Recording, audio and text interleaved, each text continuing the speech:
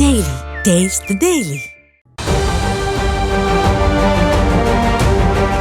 டாஸ்மாக் தலைமை அலுவலகத்தில் கடந்த மார்ச் மாதம் அதிரடி சோதனை மேற்கொண்ட அமலாக்கத்துறை 1000 கோடி ரூபாய் அளவிற்கு முறைகேடு நடைபெற்றிருப்பதாக கூறி பரபரப்பை கிளப்பியது.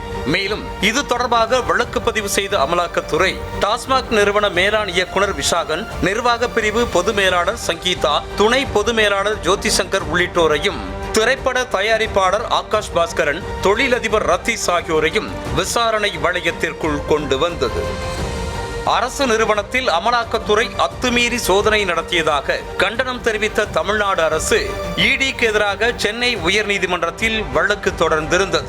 இந்த வழக்கை விசாரித்த உயர்நீதிமன்றம் விசாரணைக்கு ஒத்துழைக்குமாறு கூறி உத்தரவிட்டு தமிழ்நாடு அரசின் கோரிக்கையை ஏற்க மறுத்தது. இதனை எதிர்த்து தமிழ்நாடு அரசு உச்சநீதிமன்றத்தில் மேல்முறையீடு செய்தது.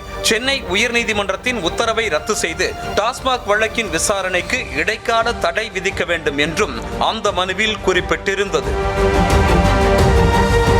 இந்த வழக்கு உச்சநீதிமன்ற தலைமை நீதிபதி B.R. கவாய், நீதிபதி A.G. மாசிக் அமர்வு முன்பாக விசாரணைக்கு வந்த நிலையில் தமிழ்நாடு அரசு தனது தரப்பு வாதங்களை எடுத்துரைத்தது. குறிப்பாக தமிழ்நாடு அரசு சார்பில் ஆஜரான வழக்கறிஞர் கபில் சிபல் 2014ஆம் ஆண்டு முதல் 2021ஆம் ஆண்டு வரை மதுபான விற்பனை நிலையங்களை நடத்துபவர்களுக்கு எதிராக மாநில லஞ்ச ஒழிப்பு துறையை 41 FIRகளை பதிவு செய்து விசாரித்து வருவதாக கூறினார். அப்படி இருக்கையில் திடீரென 2025ஆம் ஆண்டில் அமலாக்கத்துறை டாஸ்மாக் தலைமையகத்தில் சோதனை செய்து அதிகாரிகளின் செல்போன்கள் மற்றும் இதர மின்னணு சாதனங்களை கைப்பற்றியதாக வாதாடினார்.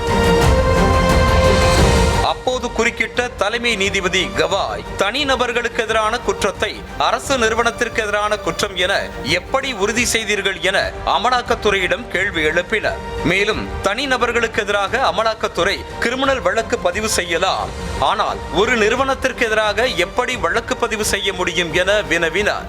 அத்தோடு அமலாக்கத்துறை தனது அனைத்து வரம்புகளையும் மீறிவிட்டதாகவும் அவர் காட்டமாக கூறினார்.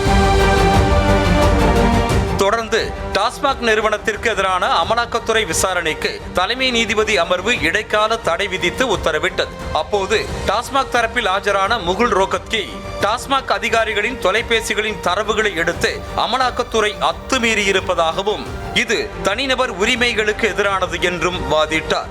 அத்தோடு கைப்பற்றப்பட்ட செல்போன் தரவுகளை அமலாக்கத்துறை பயன்படுத்துவதற்கு தடை விதிக்க வேண்டும் என்றும் கோரிக்கை விடுத்தார்.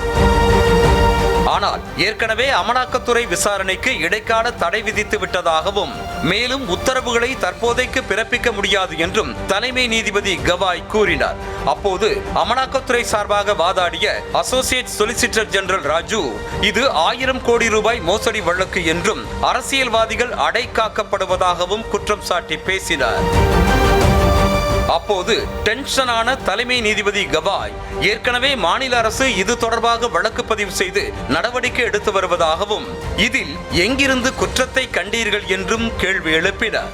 மேலும் அனைத்து வரம்புகளை மீறி அமலாக்கத்துறை நாட்டின் கூட்டாட்சி தத்துவத்தை மீறுவதாகவும் கூறி வழக்கில் அமலாக்கத்துறை பதில் மனு தாக்கல் செய்ய உத்தரவிட்டு கோடை விடுமுறைக்கு பின்னர் வழக்கை விசாரிப்பதாக கூறி ஒத்திவைத்தார்.